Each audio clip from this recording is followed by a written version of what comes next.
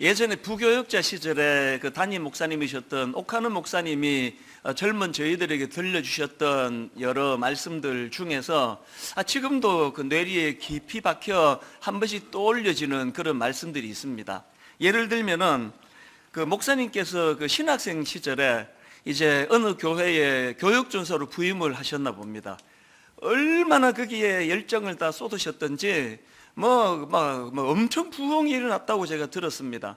그 몇십 명 모이던 그 아이들이 몇백 명으로 늘어나고, 그러니까 막 젊은 사역자 입장에서 신이 나가지고 거기에 막 다 올인을 하셨는데요. 문제가 뭐냐?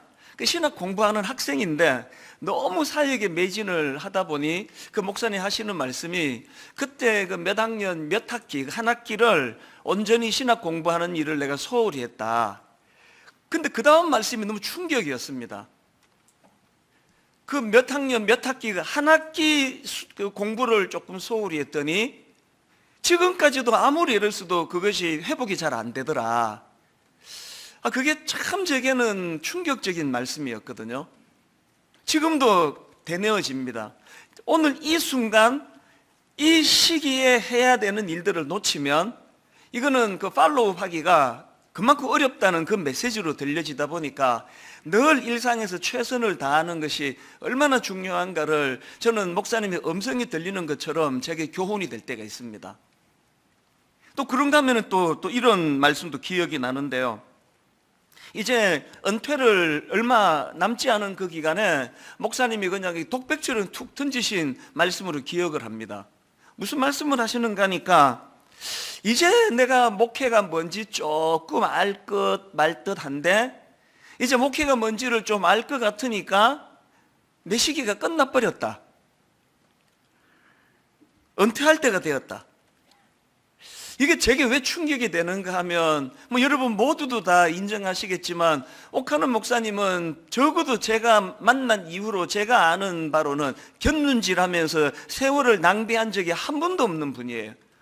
온전히 인생을 이 목양을 향하여 그거 하나만을 놓고 달려가고, 어떤 면에서는 자녀 교육도 좀 희생이 있고 가정도 돌보는 일이 좀 참 마음이 아프시고 그렇게 필요할 정도로 집중해서 한 곳을 향해 달려가신 그분도 시간이 모자란다는 거예요. 이게 참 충격이 됐는데 지금도 마찬가지입니다. 이게 인생의 재료가 이것도 결핍이고 저것도 부족하고 그래서 우리가 어려운 게 많은데 그 중에서 이 시간이 충분하지 않은 거, 이게 얼마나 우리로 하여금 긴장을 하게 만드는지 모릅니다. 그 생각을 할 때마다 저는 그 목사님의 육성이 막 들리는 것 같습니다.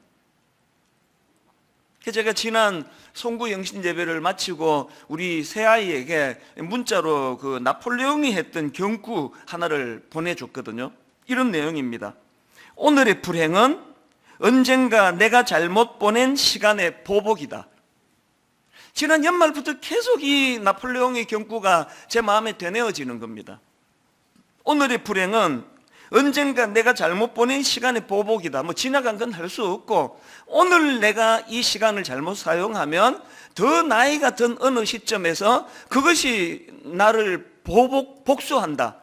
뭘 의미하겠습니까? 하루하루 최선을 다해 살아가는 것의 중요함을 일깨우는 그런 경고 아닙니까? 그런가 하면은 새해 들어가지고 또 제 마음에 울림이 되는 영화 대사 하나가 또 있는데요. 인생을 낭비한 죄, 시간을 낭비한 죄. 이거는 그 빠삐용이라는 유명한 영화 대사에 나오는 한 대목인데요.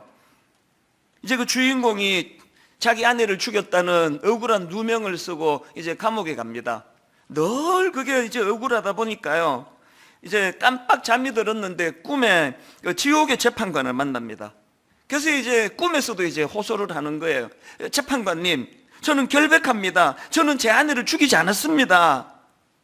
그랬더니 그 지옥의 사자가 하는 말이, 나도 안다. 그래, 너 사람 죽이지 않았다. 너는 살인과는 관계가 없다. 그렇다면 내가 무슨 죄로 이런 고통을 받아야 합니까? 그랬을 때 그 지옥의 재판관이 한 말이 이겁니다. 그것은 인생을 낭비한 죄, 시간을 낭비한 죄이다. 원래 들어와가지고 이 짧은 대사가 자꾸 내 마음에 되뇌어지는 겁니다. 시간을 낭비한 죄.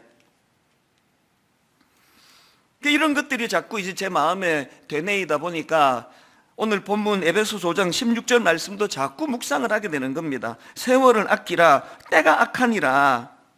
이 때가 악하다는 이 표현이 뭘 의미하는지는 뭐 여러 의미가 있겠지만, 여러분, 이 세상이 악하면 악할수록 우리 시간 도둑질을 많이 해먹는다는 그 차원으로도 이 말씀을 읽을 수 있는 거 아닙니까? 오늘날 저는 이 시대 청소년들이 불행한 게 난 그거라고 생각합니다. 시대를 잘못 만나가지고 괜히 이거 무슨 스마트폰이니 이거 별 필요도 없는 이런 걸 만든 이후에 이 청소년 길을 보내다 보니 시간 도둑질을 얼마나 많이 당합니까? 이 뭐 정신을 차릴 수가 없습니다. 그건 어른들도 마찬가지예요. 세월을 아끼라 때가 악하니라. 여러분, 여기 나오는 아끼라 이 단어는 헬라어로 엑사고라조라는 단어인데요, 이 단어는 원래 사다, 대가를 지불하고 구해내다, 이런 뜻을 가진 단어입니다. 이게 뭘 강조하는 표현입니까? 그만큼 내게 주어진 시간이 소중한, 내 가진 모든 걸 다 주고 반드시 사야 되는 금은 보화와 같이 중요한 게 그게 바로 내게 주어진 시간이다, 이걸 강조하기 위한 그 표현 아니겠습니까? 그러다 보니까 참 하나님께는 감사하는 일인데요, 요즘에 제 하루하루의 삶이 계속 이런 부분으로 참 기도 제목이 떠올려지는 그런 상황입니다. 저희 어머니는 이제 연세가 96세가 되시다 보니까 이제 노심초사 막내 아들 위하는 마음밖에 없으신 것 같아요. 그래서 전화를 드리면 거의 매일 똑같은 말씀을 하세요. 연세가 이제 들어가시는 그런 특징이기도 한데요, 하여튼 전에는 안 그러셨거든요. 주를 위해 충성해라, 늘 충성해라, 이런 말씀하셨는데 요즘에는 전화만 드리면 힘들어서 어떡하니, 얼마나 힘드니, 계속 그런 말씀을 하세요. 죽을 것 같지, 이런 말씀도 하세요. 얼마나 힘드니 그러시면요, 제가 앵무새처럼 대사가 있습니다. 딱 두 마디 말씀을 드립니다. 첫 번째 마디가, 엄마, 우리나라 사람치고 이 정도 수고 안 하고 밥 먹는 사람 아무도 없습니다. 이게 내 첫 번째 드리는 말씀이고요. 그 다음 두 번째 드리는 말씀이 이겁니다. 엄마, 메뚜기도 한철인데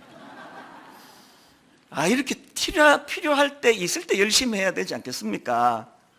언제까지 저를 이렇게 필요로 하겠습니까? 그러면 또 어머니는 금방 승복을 하세요. 네 말이 맞다, 끊자, 그리고 끝이에요. 그 내일 되면 또 똑같은 말씀을 하세요. 얼마나 힘드니, 죽을 것 같지? 그럼 똑같은 말 또 드려요. 그럼 네 말이 맞다. 이게 지금 계속 반복이 되는 그런 일상을 보내고 있는데요, 사실 저희 어머니께 드리는 제 답은 이거 정직한 제 고백입니다. 진심입니다. 이 나 같은 촌놈을 하나님이 이렇게 쓰임새 있도록 인도하시는데 이게 얼마나 감사한 일이며, 그리고 메뚜기 한철 아닙니까? 이제 60이 됐는데 언제까지 제가 이렇게 써야겠냐고요.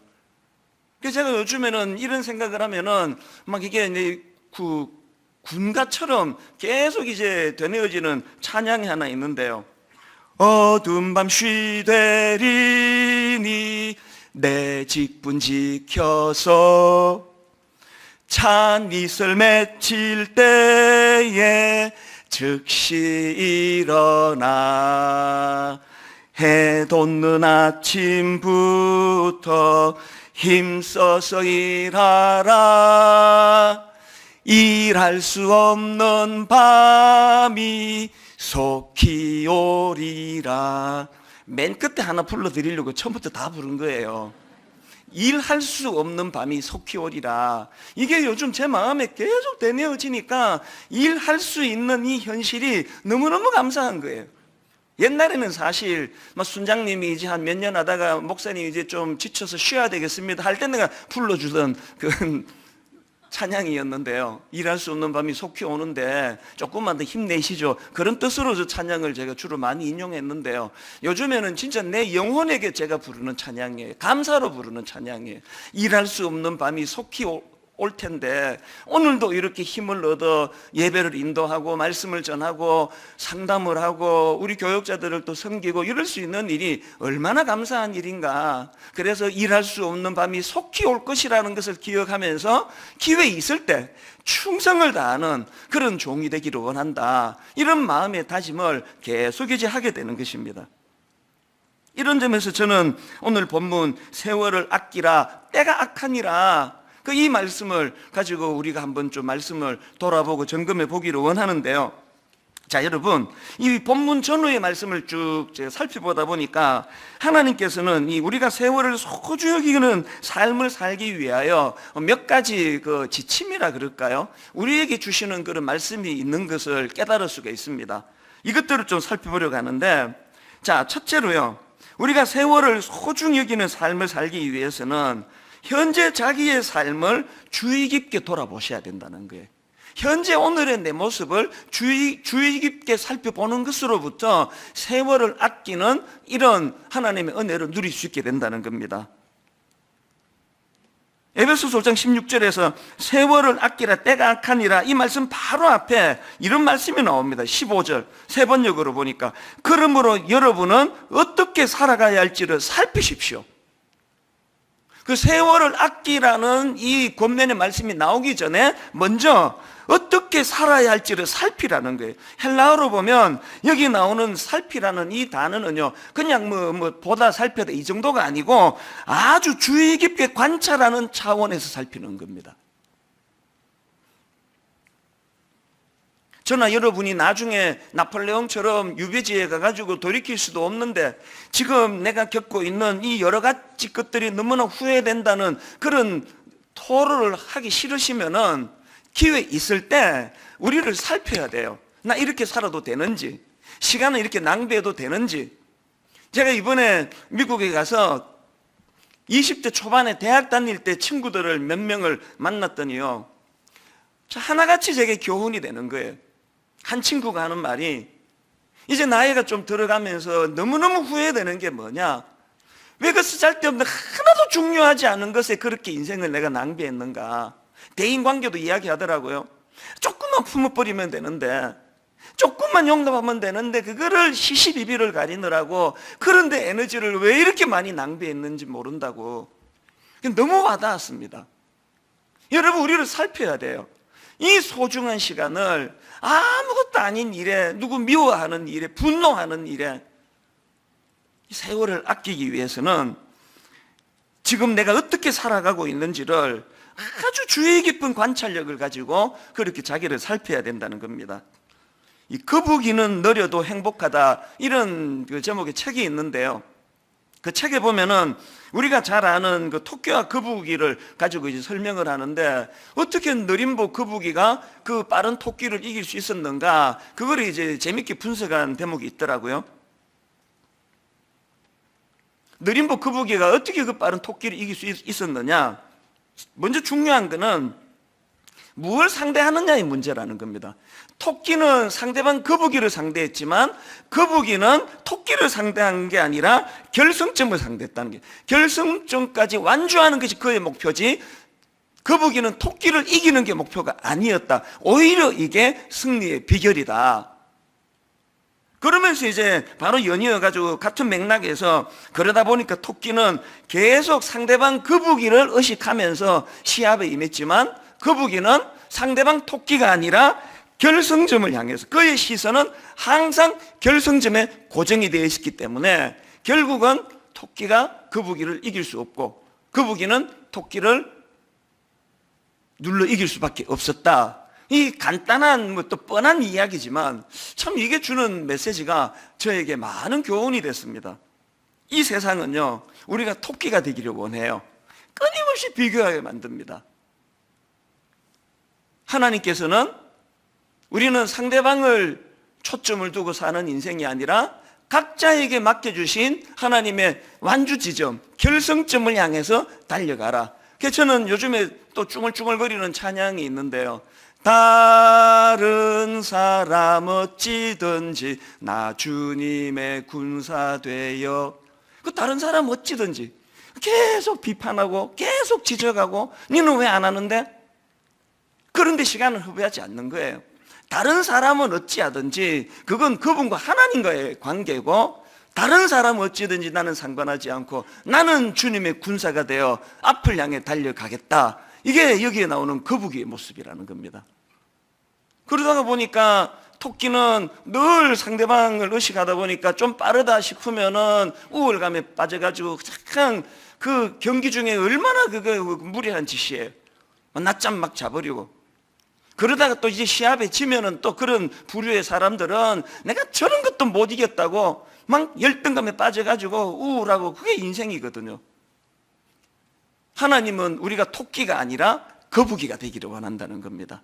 그래서 묵묵하게 자기의 걸음으로 그렇게 목표를 향하여 한 걸음 한 걸음 가다가 보면은 어느덧 그 느림부 거북이 같은 우리 인생도 토끼 이상으로 그렇게 인생의 기쁨을 맛볼 수 있게 된다. 근데 그 책을 읽으면서 참 그렇게 도전을 받았던 기억이 있습니다.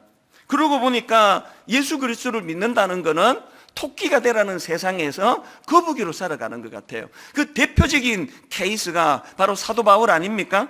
그는 예수 그리스도를 만난 이후로 빌립보 3장 12절 내가 이미 얻었담도 아니요 온전히 이루었담도 아니라, 내가 이미 얻었담도 아니요 온전히 이루었담도 아니라 오직 내가 그리스도 예수께 잡힌 바 된 그것을 잡으려고 달려가노라.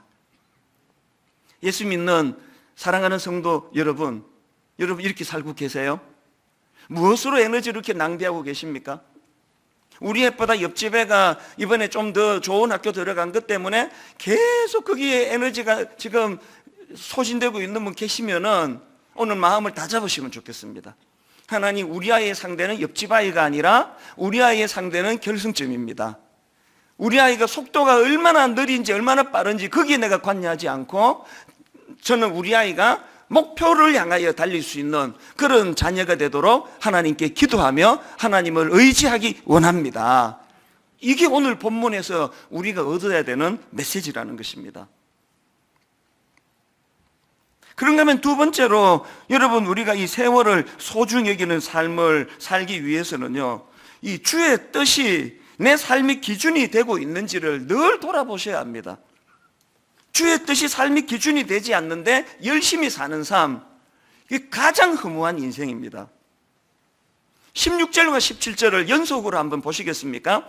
우리 화면에도 나오니까요, 우리 합심해서 이거 한번 같이 한번 읽어보십니다. 16절 17절 시작. 세월을 아끼라 때가 악하니라. 오직 주의 뜻이 무엇인지 이해하라. 여러분, 지금 세월을 아끼라는 이 말씀 바로 이어 나오는 게 뭐냐 하니까 오직 주의 뜻이 무엇인지를 이해하라는 겁니다. 여기 나오는 이해하라는 단어는 원어로 보면은 이 종합적인 판단을 내릴 수 있는 그런 능력 차원에서의 이해예요. 종합적인 판단을 가지고 이해하는 이해력, 이게 얼마나 중요합니까? 제가 앞에서 언급했던 거북이는 느려도 행복하다 그 책에 이런 내용이 나옵니다. 한번 내용을 들어보십시오. 오늘날 토끼 같은 청춘들이 얼마나 많은가. 그들은 이리 뛰고 저리 뛰고 열심히 무언가를 위해 달리지만 자신이 어디로 가고 있는지에 대한 방향을 잃어버렸다. 비전이 없다는 것은, 잘 들어보세요. 비전이 없다는 것은 목적지를 알지 못하고 태평양 한가운데에서 그저 노를 젓고 있는 모습과도 같다. 너무나 제게 와닿는 말씀입니다. 목적지를 알지 못하고 태평양 한가운데서 그저 노를 젓고 있는 모습, 이게 주님의 뜻이 자기 삶의 기준이 되지 않은 채 열심히만 사는 사람들이 가지는 허무예요. 태평양 바다에서 막 열심히 노를 젓는데 왔다 갔다 그 자리예요. 방향이 없는 거거든요. 사도 바울이 다메섹 도상에서 예수님을 만난 이후로 그 인생의 결정적인 삶의 변화가 이거 아닙니까? 사도행전 20장 24절 얼마나 뚜렷한 방향과 목표와 목적이 있었던지 이렇게 고백합니다. 내가 달려갈 길과 주 예수께 받은 사명 곧 하나님의 은혜의 복음을 증언하는 일을 마치려면 나의 생명조차 조금도 귀한 것으로 여기지 아니하노라. 여러분이 하나밖에 없는 자기 목숨을 난 이것을 위하여 난 던질 준비가 되어 있다, 이런 확신을 가진 그 무엇을 발견한 인생, 행복한 인생 아닙니까? 지금 이 코로나 바이러스를 유시해가지고 전 세계적인 지금 혼란, 이거는 지금 표류하는 배와 같습니다. 왜 이렇게 두려운 거예요? 저 목회 30년 동안에 이렇게까지 예배가 흔들거려 본 적은 전 세계적으로 일어나고 있는 이런 현상은 정말 두려운 일이에요. 왜 이렇게 두려우세요? 한치 앞을 모르니까요. 예배 왔다가 누가 이걸 옮길지 모르니까. 그냥 두려운 거예요. 공포스러운 거예요. 그저께 저랑 가깝게 지낸 어떤 교수님이 이 시대 현상을 참 역시 전문가들은 달라요. 딱 세 줄로 딱 분석한 글을 제게 보내왔습니다. 딱 첫 줄이 이렇습니다. 모든 시대. 화면으로도 좀 부탁을 했거든요. 모든 시대. 권위자가 있던 시대. 포스트 모던 시대. 이 시대죠. 포스트 모던 시대. 권위가 상대화되는 시대. 포스트 모던 시대. 각자가 신이 되는 시대. 딱 이 하나로 이 시대 현상을 설명을 했더라고요. 그런 그 뉴스 신문 기사 다 읽으셨겠지만요, 2000년대 이전에는 이런 종류의 바이러스를 듣지도 보지도 못했다는 거예요. 왜 자꾸 이런 일이 발생을 하는 겁니까? 각자가 신이 돼버리니까요. 각자가 기준이 돼버리니까요. 절대적인 어떤 중심이 없다가 보니까 태평양 바다에서 노는 열심히 졌는데 어디로 가는지 아무도 몰라요. 이것이 집단화가 되니까 저는 너무 공포스러운 게요. 이거야 이제 또 곧 끝나겠죠. 어떤 괴물 같은 게 또 치고 들어올지, 무엇이 우리를 위협할지 알 수 없는, 한치 앞도 알 수 없는 이런 시대가 돼버린 게 왜 그러냐? 저는 이게 잠언 21장 5절에서의 말씀과 맥락이 있다고 생각하는데요. 잠언 21장 5절을 보십시오. 부지런한 자의 경영은 풍부함에 이를 것이나 조급한 자는 궁핍함에 이를 따름이니라. 보통 우리가 알기로 부지런한 거에 반대되는 개념은 게으른 거 아닙니까? 부지런한 자에 반대되는 개념은 게으른 자인데요, 여기 보니까 부지런한 자의 반대 개념이 조급한 자라는 거예요. 여기 나오는 부지런한, 이건 히브리어로 하루츠라는 단어인데요, 이 하루츠라는 단어가 형용사로 사용이 되면 날카로운, 부지런한 이런 의미로 사용이 되는데, 이게 명사형으로 사용이 되면 단호한 결의, 이런 뜻으로 사용이 된다는 겁니다. 그래서 그 트럼프 롱맨 교수 같은 분은 이 구절을 설명하면서 이 부지런한 자를 결의가 굳은 자로 해석을 합니다. 결의가 굳은 자의 특징이 뭐라고요? 조급하지 않다는 겁니다. 결의가 굳은 자. 그리고 또 이 부지런함의 반대말이 이게 조급함이라고 한다면, 우리는 게으른 문제는 해결이 됐는지는 모르지만 오늘 이 시대 대부분의 사람들이 이 조급함의 문제. 그래서 저는 이 구절을 쭉 묵상을 하다가 여러 번 말씀드린 시편 1편에서 분류하는 두 군상, 바람직한 인간의 모습과 바람직하지 못한 인생의 모습, 성경이 바람직한 인생으로 묘사하는 3절을 보시죠. 시편 1편 3절. 그는 시냇가에 심은 나무가 철을 따라 열매를 맺으며 그 잎사귀가 마르지 아니한 같으니 그가 하는 모든 일이 다 형통하리로다. 그 다음에 바람직하지 못한 인생, 지혜롭지 못한 인생, 악인으로 표현되는 4절입니다. 악인들은 그렇지 아니하며 오직 바람에 나는 겨와 같도다. 이 조급한 자 아닙니까? 오늘 이 시대는 바람에 나는 겨와 같은 인생이 바람직한 인생이라 그럽니다. 새벽에 일어나 밤 늦게까지 달리고 시류에 민감하고 시사 잡지 몇 개씩 읽어보고 늘 민첩하게 움직이는데 바람에 나는 겨예요. 향방 없이 막 정신없이 분주하게 사는데, 막 숨이 안 쉬어질 정도로 바쁘게 사는데 태평양 바다에서 노젓고 있는 거예요. 맨날 그 자리예요. 그래서 허무한 거 아닙니까? 그렇기 때문에 우리는 세월을 아끼는 삶을 살기 위해서는 내가 얼마나 부지런히 살고 있느냐 이것도 점검해야 되지만 뭘 점검하셔야 됩니까? 주의 뜻이 내 삶의 기준이 되고 있는가? 다른 말로 내게는 뚜렷한 삶의 기준이 있는가? 나는 비록 느리지만 거북이와 같이 목표 지점이 뭔지를 정확하게 파악하고 있는가? 그 목표 지점을 향하여 발걸음을 내딛고 있는가? 빠른 것만이 능사가 아니잖아요. 그런가 하면은 마지막 세 번째로 이 세월을 아끼는 삶을 위해서는 성령님에 의해 충만하게 되어야 된다는 사실을 늘 우리가 되돌아보셔야 되는 겁니다. 내가 지금 제대로 가고 있는지 점검하는 것도 중요하고, 그리고 또 예수 그리스도가 내 삶의 기준이 되는가를 돌아보는 것도 중요하지만, 궁극적으로는 그 일을 이루시는 분은 내 안에 성령님의 도우심이라는 걸 정확하게 알고 있어야 된다는 그 얘기예요. 그래서 18절에 보니까 술 취하지 말라, 이는 방탕한 것이니 오직 성령으로 충만함을 받으라. 여러분, 왜 16절에서 세월을 아끼라는 말씀이 있는데 바로 그 다음 9절에서 성령으로 충만함을 받으라는 말씀을 여기서 거론하겠습니까? 우리 모든 삶의 영역에 성령으로 충만함이라는 것이 절대 필수 조건이지만, 이 세월을 아끼는 문제에도 성령님의 인도하심이 필요하다는 겁니다. 그리고 여러분 다 아시지만 이 성령 충만을 설명하면서 바로 앞에 술 취하지 마라, 술 취하지 마라. 경험해 보신 분은 다 아시겠지만 이 술에 취하면은 평소에 자기가 갖고 있던 판단력, 분별력, 자제 다 잃어버리는 거 아닙니까?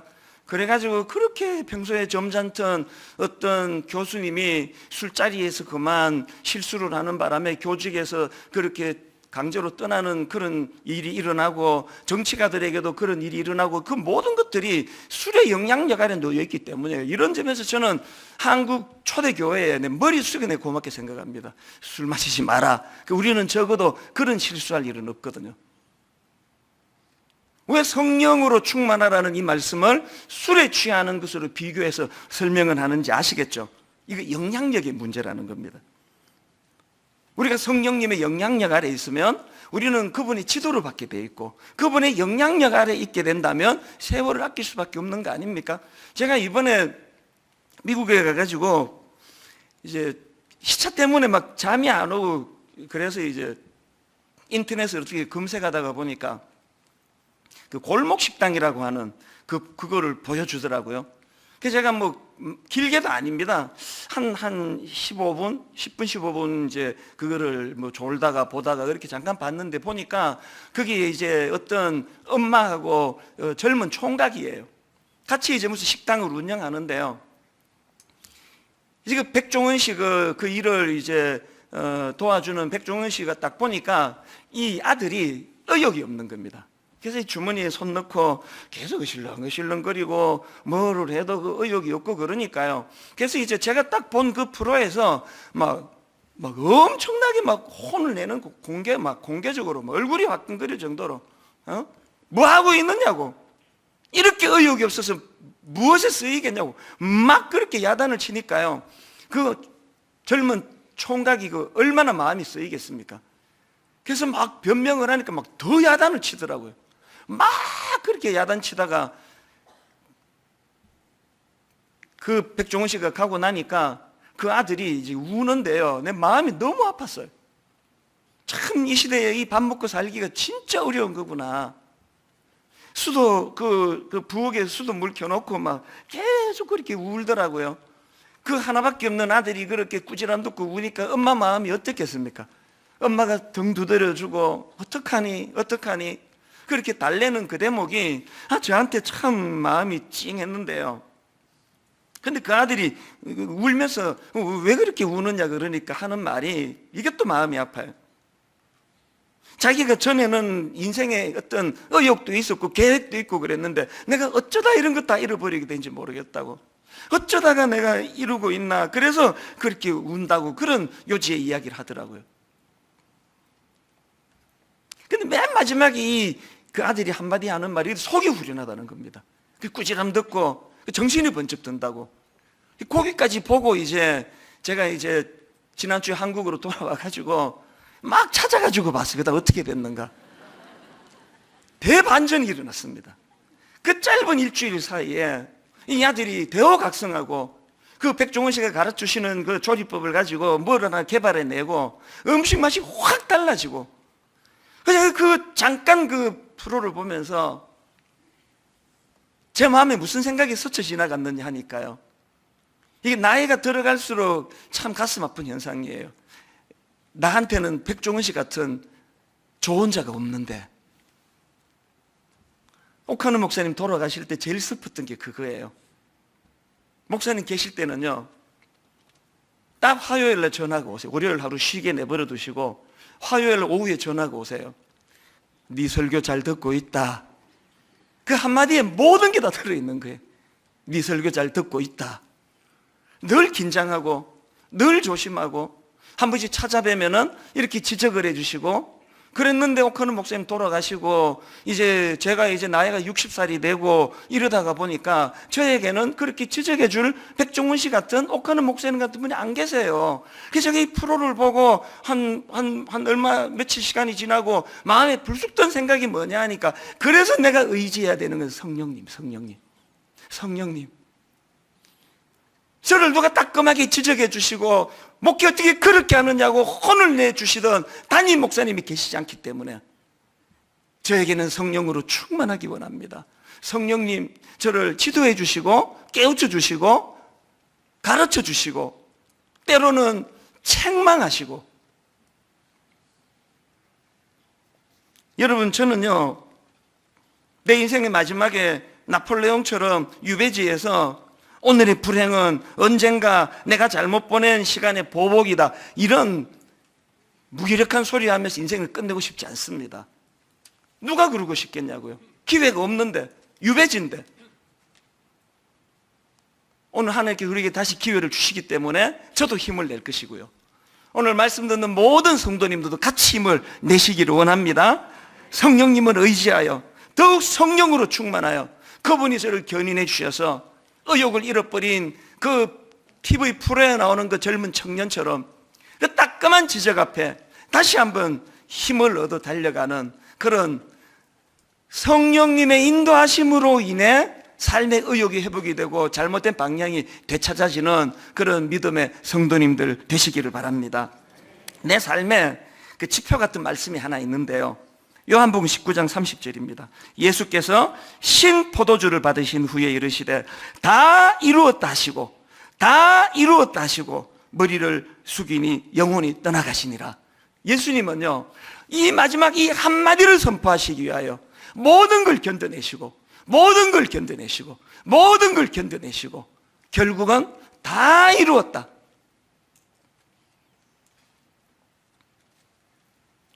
이번 멕시코 집회하고 미국 집회는 아마 30년 내 목회 중에 제일 힘든 기간이었던 것 같아요. 우선 그 미국 비행기 타기 일주일 전부터 아파가지고요, 계속 아팠거든요. 겨우 추스려가지고 미국에 머물다가 멕시코로 갔는데, 알고 보니까 이 멕시코 시티는 이게 고산지대예요. 백두산보다 조금 낮대요. 그래서 비행기에서 내리면서부터 두통이 오기 시작해서 이게 무슨 일인가 몰랐는데 체력이 약해져 있으니까 계속 이 두통으로 시달리고요. 그러다가 또 좀 있다가 또 설사가 막 계속 그치지를 않아가지고 정말 힘들었습니다. 그런데 너무너무 신기하게도요, 계속 머리 아프다가 저녁 집회가 되면은 잠깐 괜찮고, 설교 끝나고 오면 또 머리 아프고, 설사도 또, 하긴 좀 지저분한 얘기를 해서 자세히 말씀 못 드리는데요, 마지막 축도 직전까지 이게 지금 아슬아슬한 이런 과정을 계속 거치면서도 그 멕시코 시티 집회가 너무나 하나님 은혜로 손색 없이 잘 치루어졌거든요. 그렇게 하고는 LA로 와가지고 마지막 금요일, 토요일, 주일 저녁 오후까지 집회를 잘 마치고요, 완전히 잘 마치고 바로 짐 싸가지고 공항으로 가는 때부터 아프기 시작하는 거예요. 기침이 나고 지금까지 아파요. 저 지금도 아프거든요. LA 공항에서 두 번 하니까 주변 사람 다 떠났습니다. 어제 이런 기도가 나오더라고요. 하나님, 내 인생이 이렇게 되기를 원합니다. 얼마나 안락한 2주간의 여행을 잘 보냈느냐를 기뻐하는 것이 아니라 맡겨진 이 사명을 차질 없이 잘 보낸 것을 기뻐하는 인생이 되기를 원합니다. 저는 오늘도 기도해요. 지금도 몸이 컨디션이 안 좋거든요.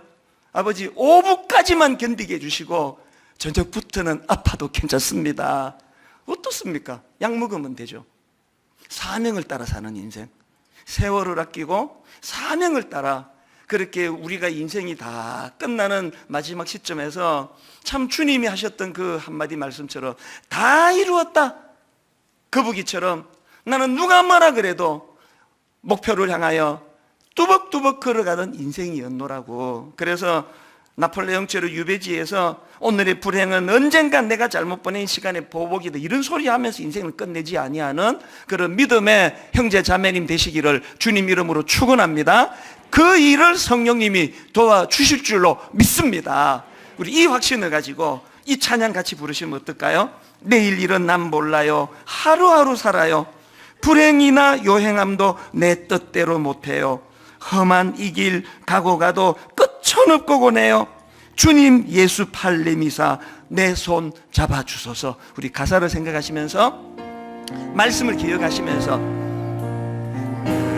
내일은 난 몰라요, 하루하루 살아요, 하루하루 살아요, 불행이나 요행함도 내 뜻대로 못해요, 험한 이 길 가고 가도 끝은 없고 곤해요, 주님 예수 팔 내미사 내 손 잡아주소서. 너무나 힘든 이 시대 상황이지만 내일 일은 난 몰라요, 장래 일도 몰라요, 아버지여 날 붙드사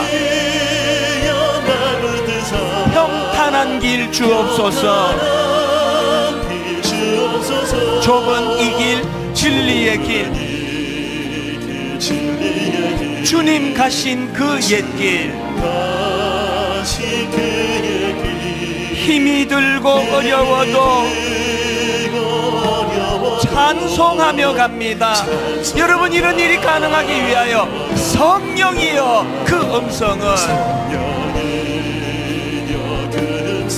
항상 들려주소서. 혼자 던져진 존재가 아닙니다. 내 마음은 정했어요. 변치 않게 하소서. 내일 일은 난 몰라요, 장래 일도 몰라요, 아버지여 아버지여 주신 소명 이루소서. 여러분, 저는요 이 찬양이요 너무나 혼미함이에요. 내일은 난 몰라요, 앞으로 어떤 일이 날지는 알지 못합니다, 이 고난이 언제 끝날지 모릅니다. 이런 찬양이 쭉 피력되다가 맨 마지막 결론이 주신 소명 이루소서예요. 다시 말씀드리지만 이번에 멕시코 시티 가가지고 내 대접을 얼마나 잘 받았는지, 미국 가서만 얼마나 내가 이번에 잘 지냈는지 이거 하러 간 거 아니거든요. 말씀을 전하러, 사역하러 갔기 때문에 중간에 설사를 만나도 고산병으로 두통이 막 끊이지 않고 머리가 아파도 집회를 잘 치르고 난 이후로 주는 그 기쁨, 그 안도감, 이게 인생이에요.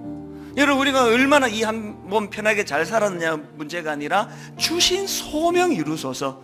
하나님, 남아있는 우리 생이 참 아프지 않고 너무 경제적으로 어렵지 않고 그저 편안하게 살아서 행복한 것이 아니라 하나님 주신 소명 이루소서. 우리 2절 찬양 다시 한번 부를 동안에 마음에 그런 결의가 있으면 좋겠습니다. 할 일 많은 이 시대에 하나님 아버지 주신 소명 이루기 원합니다. 좁은 이 길 진리의 길, 좁은 이 길 진리의 길 주님 가신 그 옛길 한번 여러분 선포하십시오. 힘이 들고 어려워도 찬송하며 갑니다. 우리 힘으로 할 수 없습니다. 성령이여 그 음성을 항상 들려주소서. 내 마음은 정했어요. 변치 않게 하소서. 내일 일은 난 몰라요. 장래 일도 몰라요. 아버지여 아버지여 주신 소명 이루소서. 오 주님 채우소서.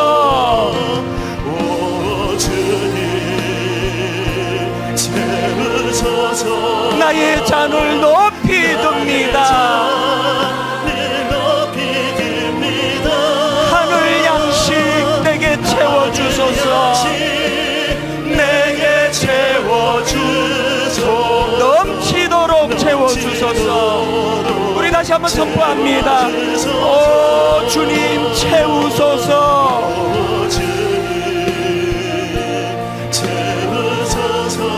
나의 잔을 높이 듭니다. 하늘 양식 내게 채워주소서. 넘치도록 채워주소서. 우리 다 자리에서 일어나셔서 우물가의 여인처럼 난 구했네. 뭘 구했습니까? 헛되고 헛된 것들을. 그때 주님 하신 말씀, 내 세매와 생수를 마셔라. 오 주님 채우소서.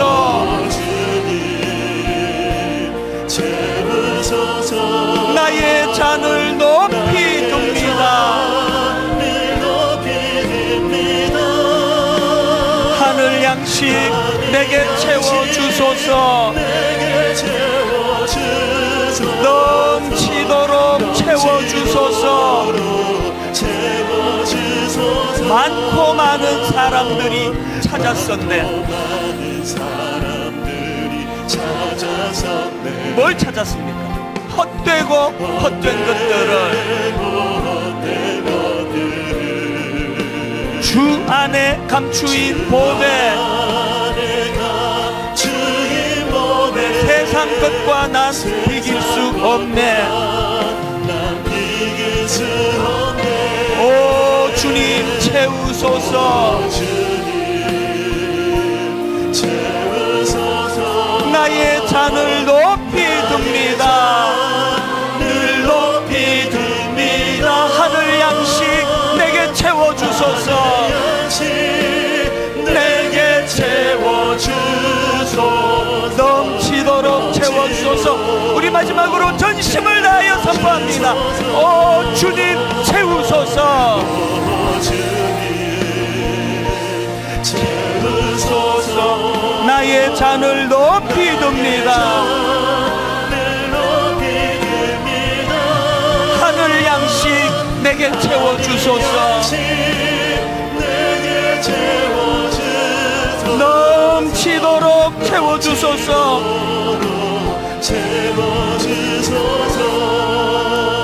우리 합심에서 기도할 때 하나님, 우리 인생의 마지막 날 회환과 후회와 어떻게 인생을 이렇게 살았냐고 하는 그런 돌이킬 수 없는 후회로 끝내지 않을 수 있도록 우리 주님처럼 십자가상에서 다 이루었노라고, 맡겨진 역할을 잘 감당할 수 있게 되었노라고, 편하게 사는 것이 행복한 삶이 아니라 주신 소명 감당하는 삶 되기를 원합니다. 오늘 말씀 기억하시면서 통성으로 기도하시고 온 세계적으로 혼란을 겪고 있는 아버지 이 시대를 불쌍히 여겨주시기 원합니다. 함께 통성으로 같이 기도하시겠습니다. 살아계신 하나님 아버지, 하나님의 은혜를 이 시간 간절히 사모하며 구합니다. 코로나 바이러스라고 하는 우리를 두렵게 하고 우리를 공포에 빠뜨리는 너무나 혼란스러운 아버지 이 시대를 우리가 걸어가고 있습니다. 하나님 아버지, 하나님 없는 인생, 하나님 없는 이 시대, 그저 제 멋대로 하나님 자리에 올라가 오늘 이런 재앙과 같은 일들이 끊임없이 일어나고 있는 현실입니다. 우리를 불쌍히 여겨주시고 우리 각자가 회개의 자리로 나아가기를 원합니다. 우리 각자가 회개의 자리로 나아가 주님의 은혜를 구합니다. 주신 소명 이루소서를 고백할 수 있는 믿음과 그런 은혜를 하나님 우리에게 더하여 주시기를 원합니다. 목마른 사슴이 쉬는 물을 찾듯이 이 은혜를 구하며 살아가는 우리의 삶이 되게 하시고 이 은혜 앞에 지난 한 주간 돌아보면 너무나 두렵고 불안했습니다. 이게 언제 끝나게 되는 건지, 어디까지 엄습을 하는 건지, 시시각각으로 들려지는 소식들은 우리를 두렵게 만드는데 아무런 대안이 없습니다. 오늘 하나님 없이 그저 태평양 한가운데 열심히 노를 젓고 달려가고 있는데 본이 제자리에 서 있는 이런 허무함이 엄습하는 시대입니다. 오늘 하나님 주신 말씀이 우리에게 새로운 도전이 되게 하여 주시옵소서. 지도자가 사라져버리고 의뢰할 어른이 없고 따끔하게 꾸지람을 들으면서 정신을 차리게 만드는 그런 주변에 지혜자들이 없는 이 시대이기 때문에 더 간절히 성령님을 사모합니다. 성령님, 우리를 인도하여 주시옵소서. 토끼처럼 알량한 자기의 빠른 것을 자랑하며 경쟁자만 의식하며 살아가는 그런 초라한 인생이 아니라 비록 느리게 발걸음을 옮긴다 할지라도 뚜렷한 결승점을 목표로 그것을 머리에 그리고 누가 무엇라 말하든지 나는 이 걸음을 확신을 가지고 걸어가겠노라고 하는 그런 거북이와 같은 결승점을 알고 걸음을 옮길 수 있는 그런 믿음의 형제 자매들 되게 하여 주시옵소서. 전 국가적으로 공포에 두려움에 떨게 만드는 이 무서운 바이러스를 주님께서 잠재워 주시고 아버지, 이것이 우리에게 무서운 교훈이 되어서 기준이 없어져 버린 이 시대에 오직 여호와의 하나님의 말씀이 우리 삶의 기준이 되어야 한다는 사실을 확인하고 확신하는 그런 교훈을 얻는 이 가슴 아픈 현실, 이것이 우리의 교훈이 되게 하여 주시옵소서.